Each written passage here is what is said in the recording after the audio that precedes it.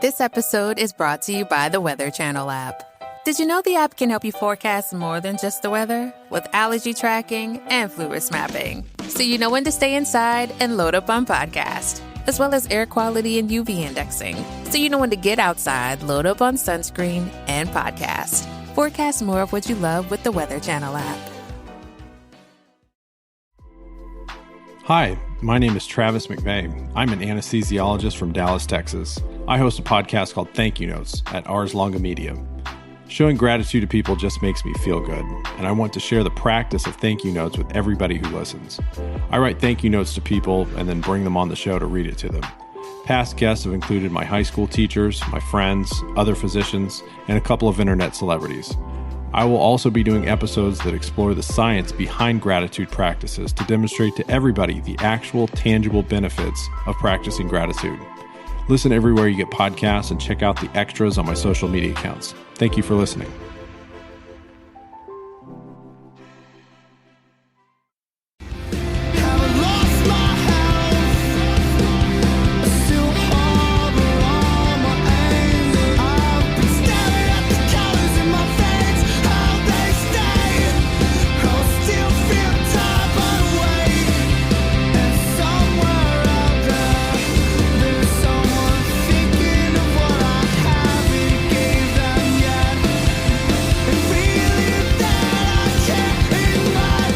Welcome to the Inside the Boards podcast, the podcast dedicated to helping you learn to think like a question writer so you can study smarter, not harder, and succeed in medical school. And now here's your host, Patrick Beeman. All right, so I'm back. I passed my OBGYN boards. I am so glad that's over, and many thanks to Diane Evans. If you are an OB resident, I think it's not a bad idea to check out passingyouroBGYNboards.com or look up Diane Evans at PassOBGYNBoards on Twitter. She did a great job preparing me for my oral exam with a mock, and I really couldn't have done it without her. Passing your OBGYN boards is a huge milestone. I mean, just looking back, I started thinking about going into medical school in 2003 and then matriculated to the University of Toledo in 2006. I chose my specialty and matched in 2009 and then went to Wright State University's combined program with Wright-Patterson Air Force Base in Dayton for my OBGYN residency. Along the way, taking step 1, step 2, step 3 of the USMLE, and then each year an in-service CREOG exam. In 2014, took the written board certification qualifying exam from the American Board of OBGYN, collected cases for the past 2 years, and then prepared a quite extensive Excel spreadsheet with the notable cases as are required by the board, and then finally took the exam to become board certified. Each specialty is a little bit different in terms of how it certifies its members, but it's a long process. Like, this has been quite the road.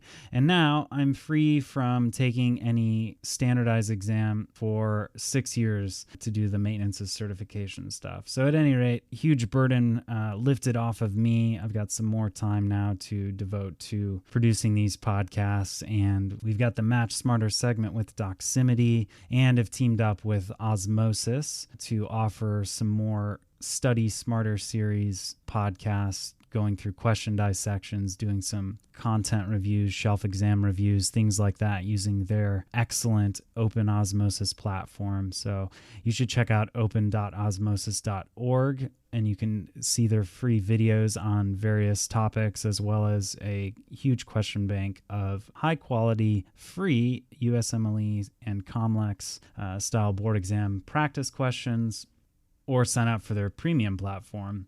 I think it's a great resource and probably will become the next essential resource for board study, on par with first aid and Golion and the things that we all know and love. So again, thanks for listening, everyone. This is a lot of work, but it's worth it. I hope it's helping you guys and gives you something to do on your commutes or while you're working out, cleaning your apartment or cooking your meals, whatever it is you do while you listen. I do appreciate it. Glad it's over.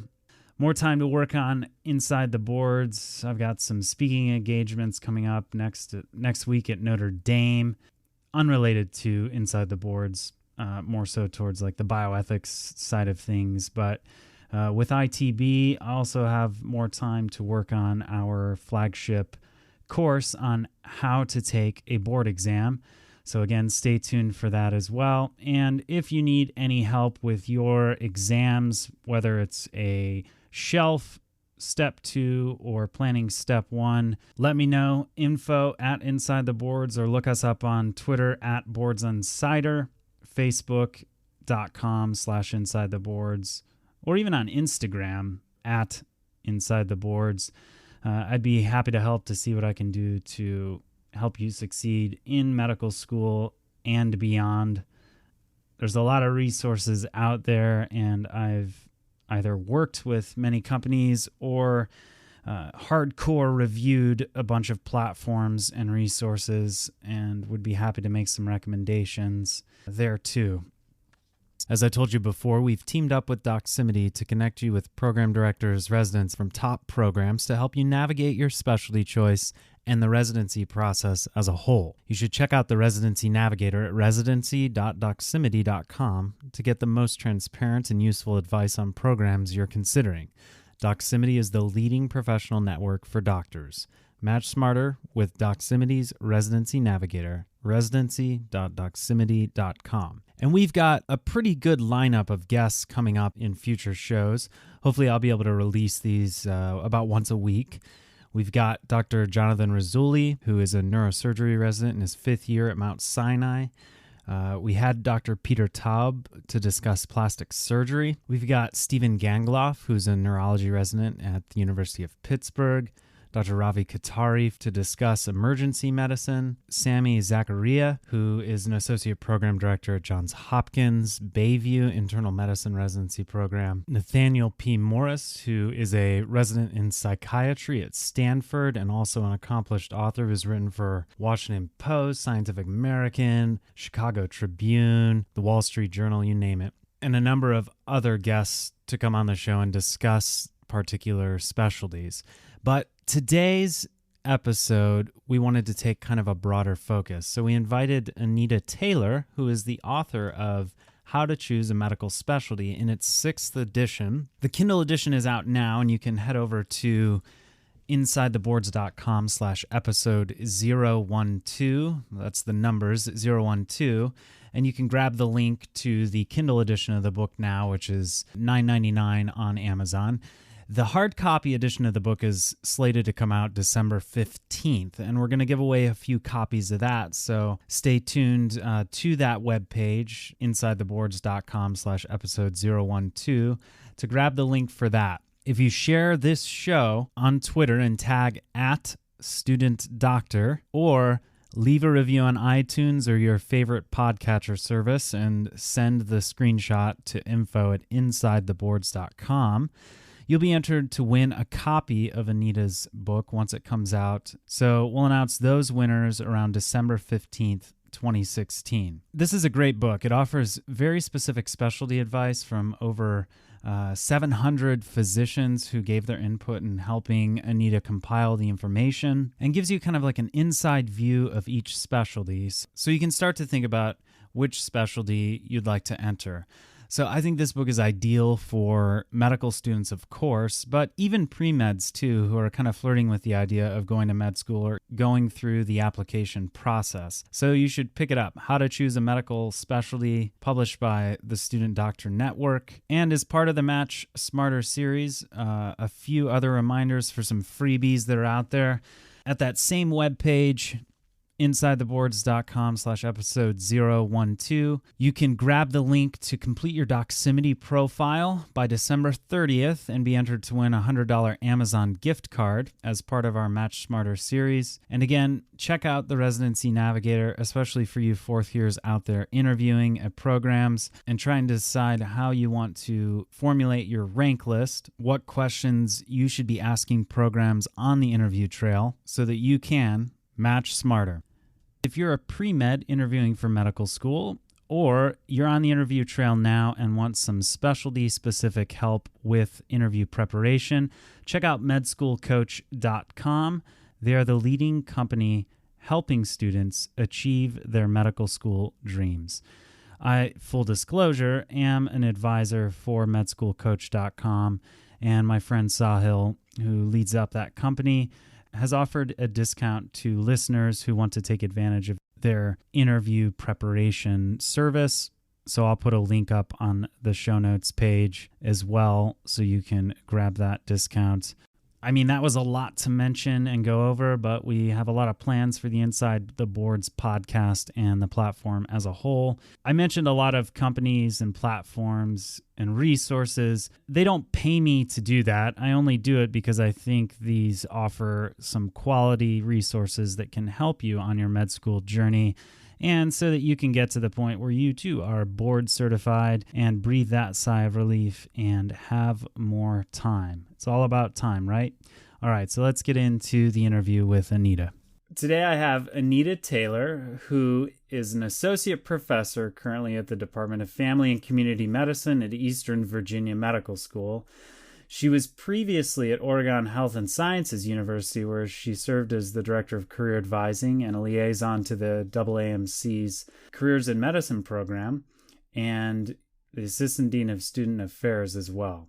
She is the author of How to Choose a Medical Specialty, now in its 6th edition, just published again, and that's why we asked her on the show to help give some advice to students who are wondering how to make that choice ultimately of which specialty they are going to practice. So, Anita, thank you for your time. I appreciate it very much. Good to be here. Thank you, Patrick. Yes, ma'am. So, all right, why did you write this book? I started this book in 1982, Ancient History, first edition. And I wrote it because I found that students were having an amazingly difficult time to choose a specialty. There wasn't any advice. There wasn't any career counseling program of any sort, nationally or even locally, and they were left to their own devices. And how did this happen? I realized was that when the rotating internships ended, all the physicians who now were their faculty had gone through a different pathway to find their specialty. Many of them had finished 4 full years of medical school. Then they were required to go into the military service or some service for 2 to 3 years after that. And then they decided at that point whether they wished to take a residency. Some did not. And general practice was still a viable way of going into practice at that point. So the students were in this situation where their faculty really had not lived. They hadn't followed that same the pathway that the students were now having to follow. The faculty had at least 2 full years after medical school, the 4 full years of medical school, and then 2 full years to figure out what they wanted to do in medicine. And there were fewer choices. We did not have the number of specialties and subspecialties. In fact, it wasn't until the late 60s that cardiology became an actual subspecialty. Many of the subspecialties in internal medicine and even in surgical specialties just didn't exist. And they were all being done by physicians who actually have a license to practice medicine and surgery.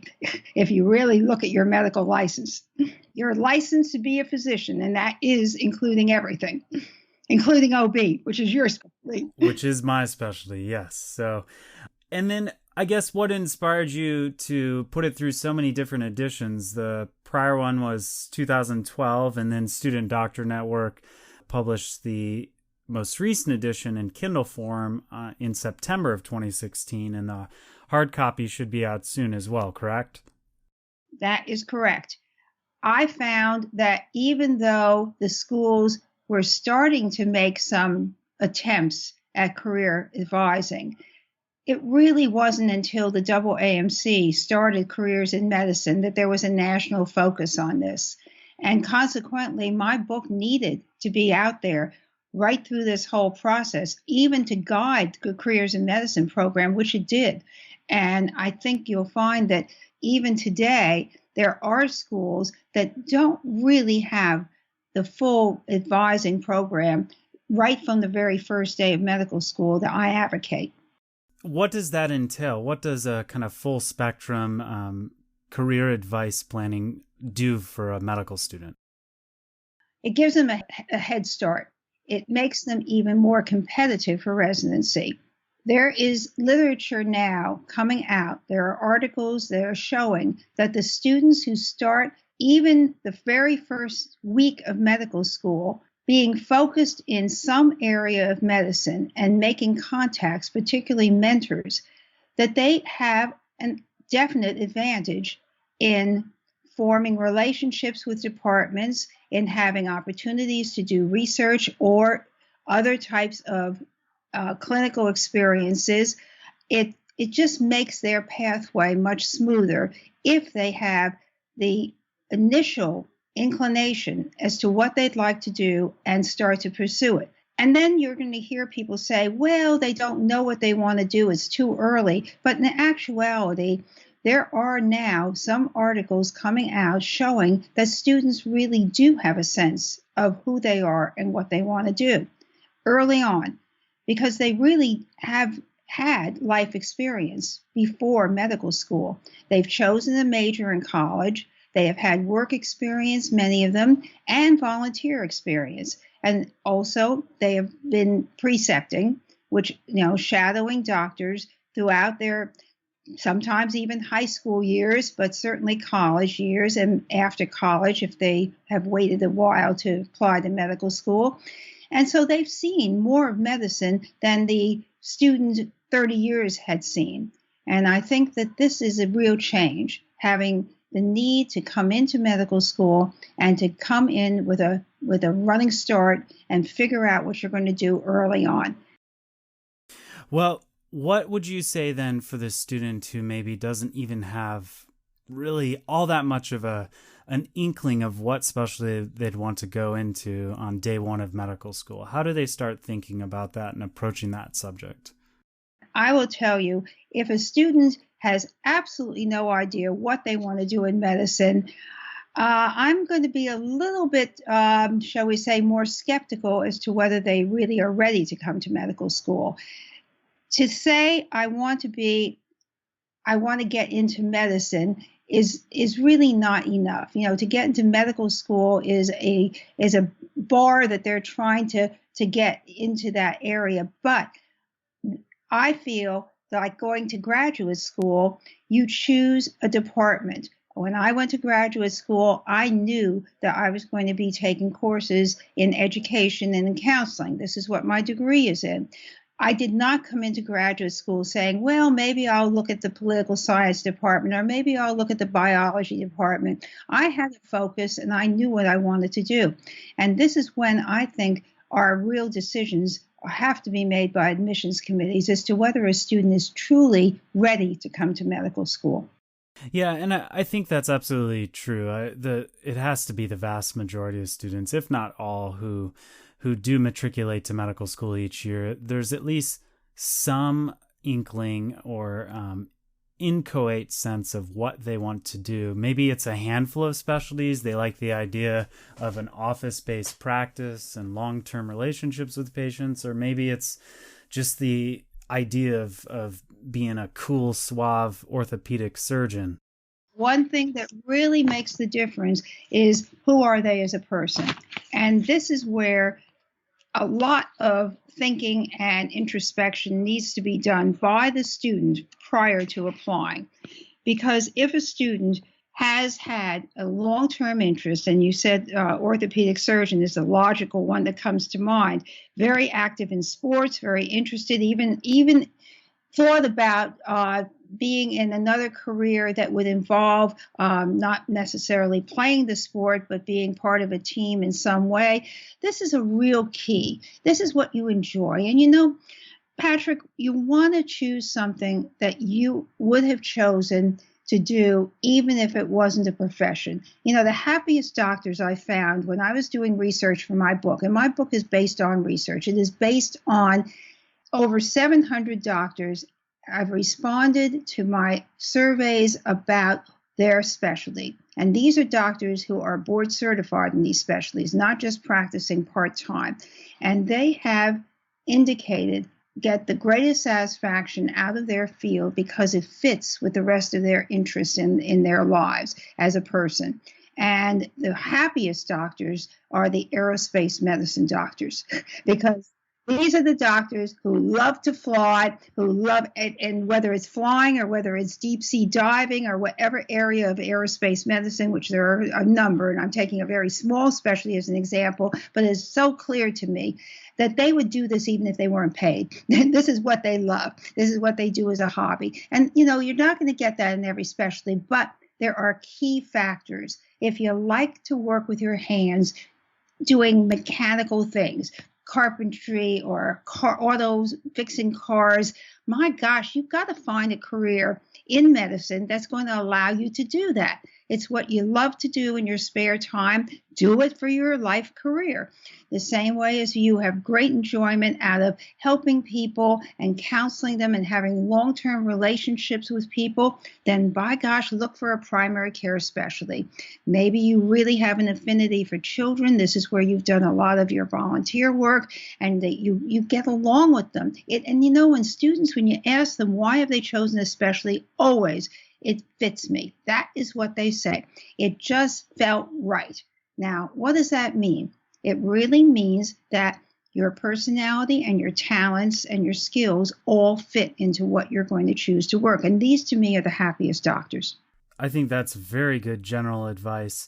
So what happens when somebody picks a specialty and maybe it turns out not to be such a good fit? You can prevent this from happening.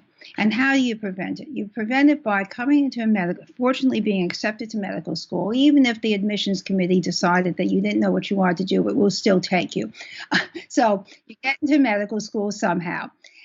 And what you find is that you have figured out that maybe you've got a strong interest in something that you're going to do with technologically, something, you know, with that you maybe majored in a subject that fits this well, and you say to yourself, okay, I did well in that, because that's what happens. If you do well in something, you know, you start to pursue it.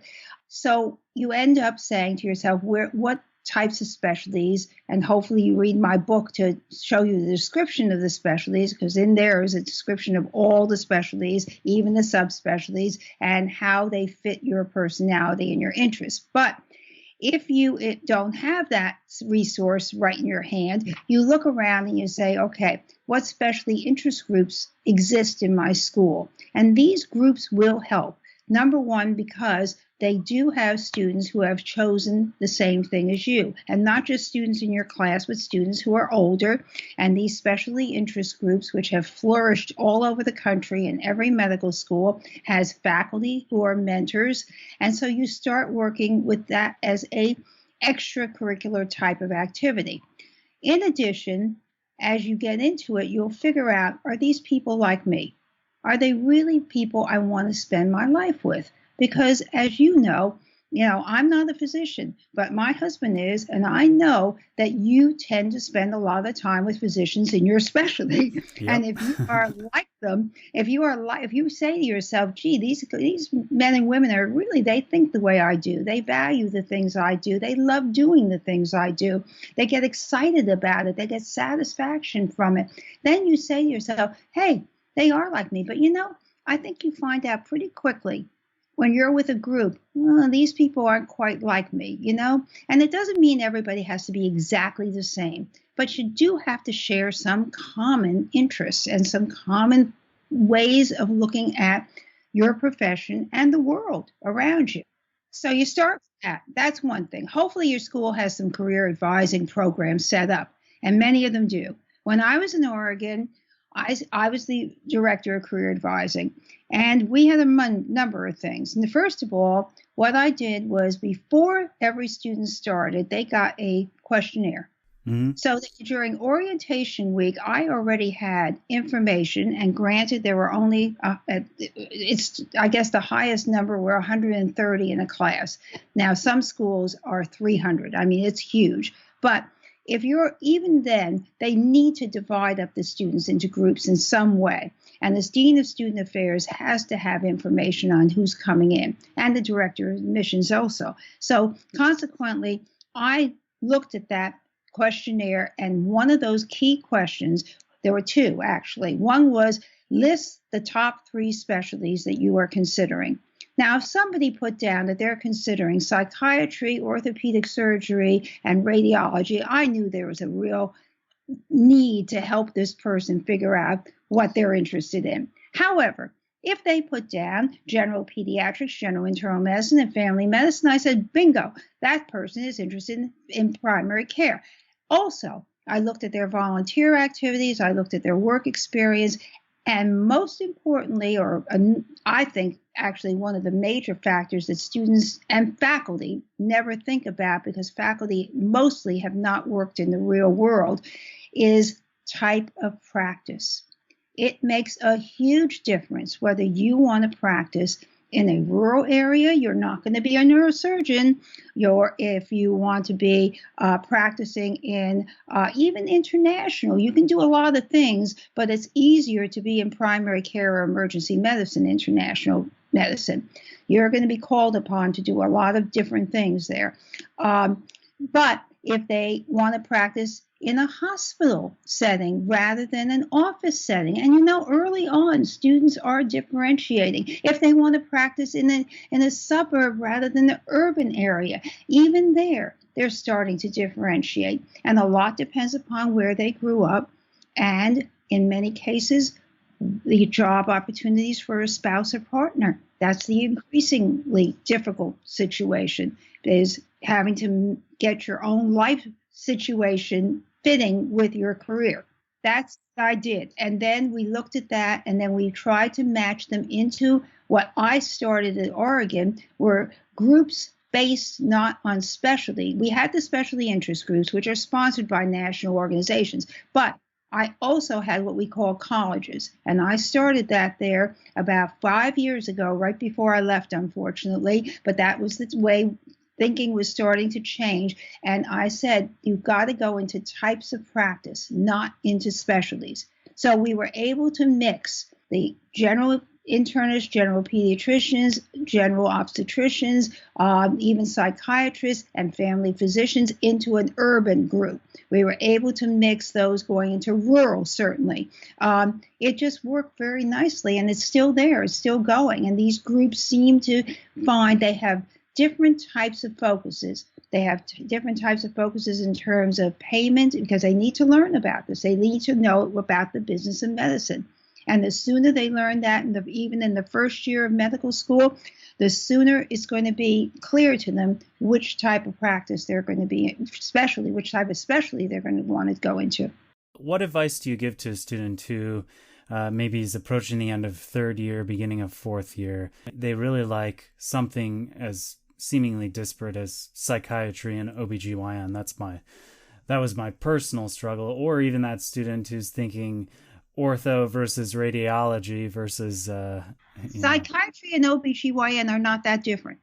Well, no, that is true.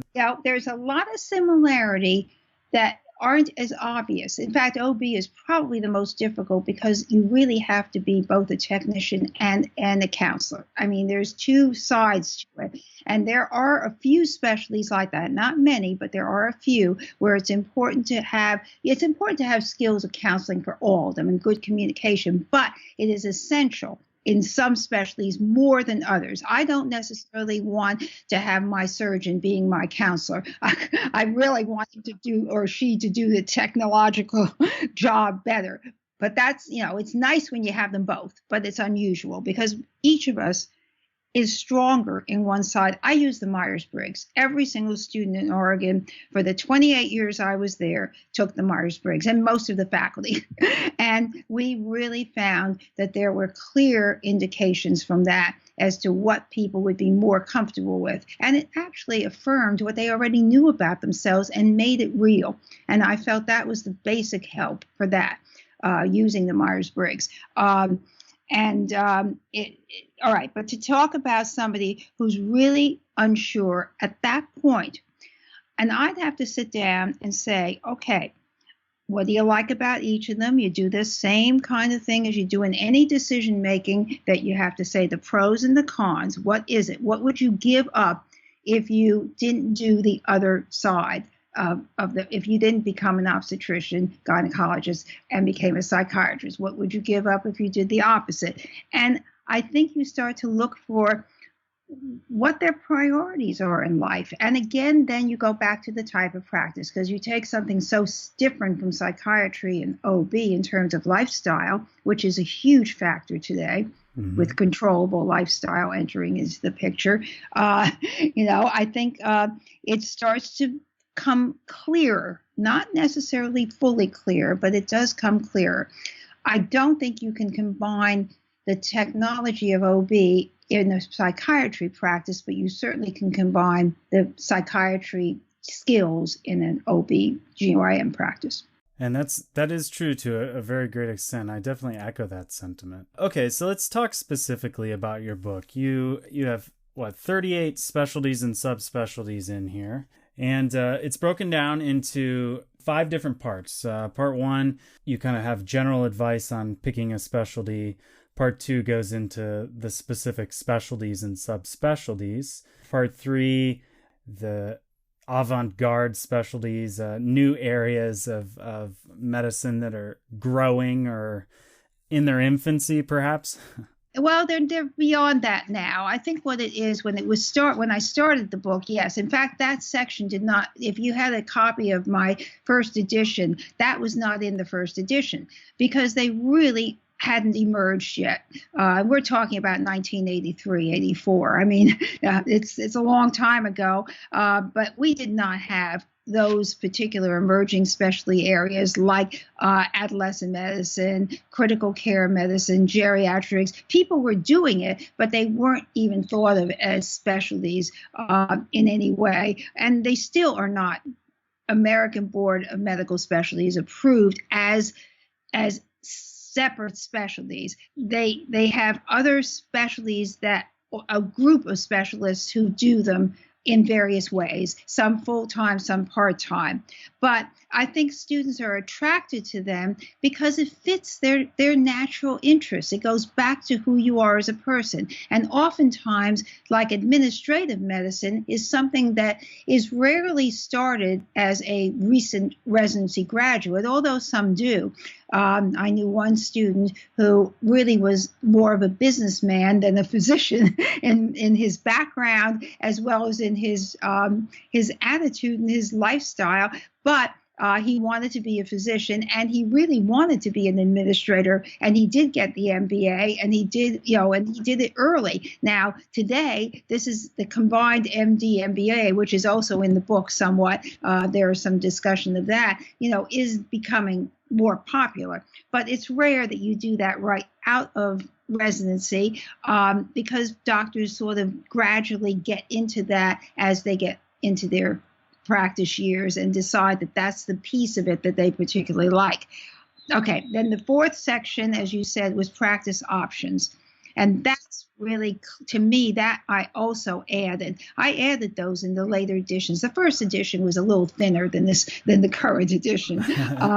And in that section, you discuss some of those things that maybe aren't paradigms in which people think about medicine as medical students, and that is things like what is office-based practice, hospital-based practice, working in an institutional setting, or are there like non-clinical pathways? Well, and also things like dance medicine. I mean, there really are some very interesting, shall we say, epi-specialties. They're small parts of specialties, but they involve even more than one of the recognized specialties, but it's Sure. something that fits you as a person.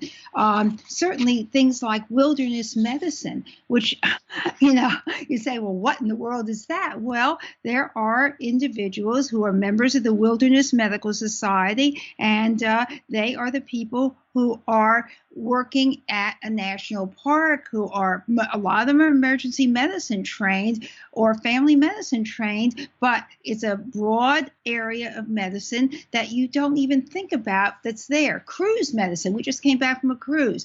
There's, in fact, on the large ships, I've been told on these 6,000 passenger ships, there are 8 physicians on those ships. And at one time I did write an article on cruise medicine, that we went on a cruise ship and I spent the whole time interviewing the doctor and the nurse and watching practice. I don't do that anymore. Sounds like a vacation.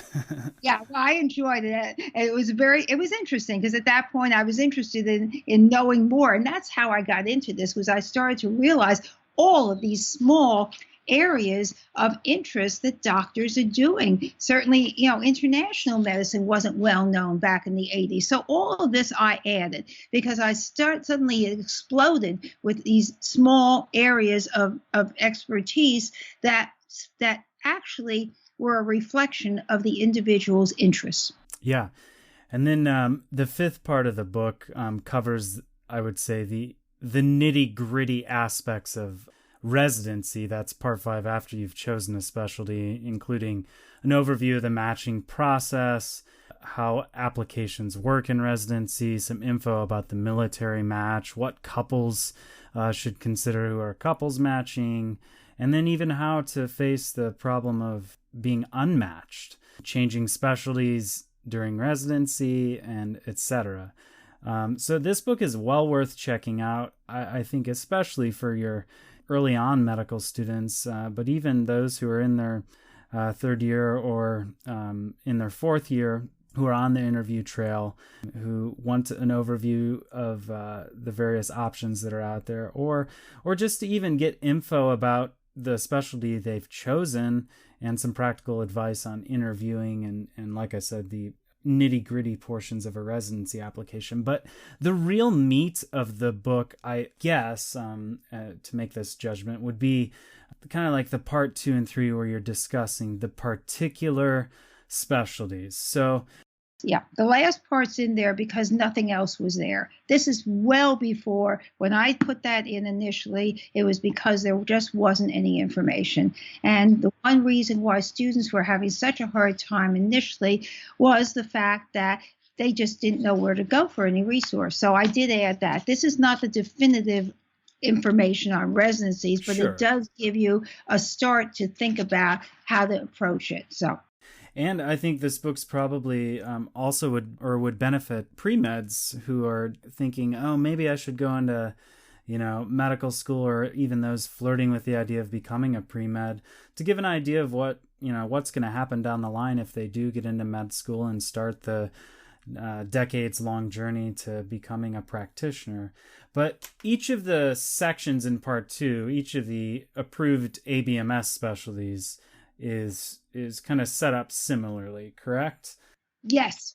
Let's say I was a 3rd year a medical student. I wanted to go into OB. Opens with some fast facts about the number of 1st year residency positions offered for OB. That's a little over 1,300. The length of the training, which is 4 years.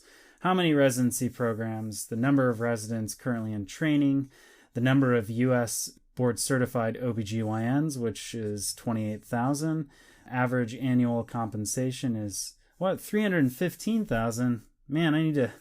Well, I'm in the military, so I was gonna say I need to find another job, but. And that includes subspecialists in OB, and it includes people who do a lot of surgery, a lot of gynecological surgery. So it's an overview of all of the obstetricians, gynecologists. Yeah, these are national figures that come out, and they're going up. They're going up every year.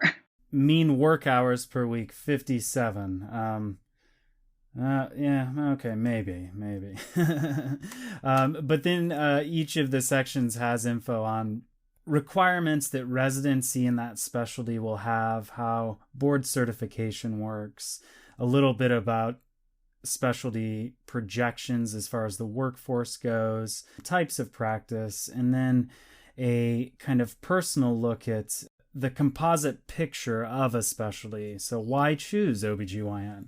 And then what do you like most about OBGYN? And you've taken and interviewed, how many people did you say total? There were over 700 surveys, and I did it by networking with doctors in all types of practice. And I would say, I'd write to a doctor that I knew and say, give me some names of friends that you graduated with in other cities and other types of practice. And I just got so many suggestions from doctors all over the country, and It was wonderful.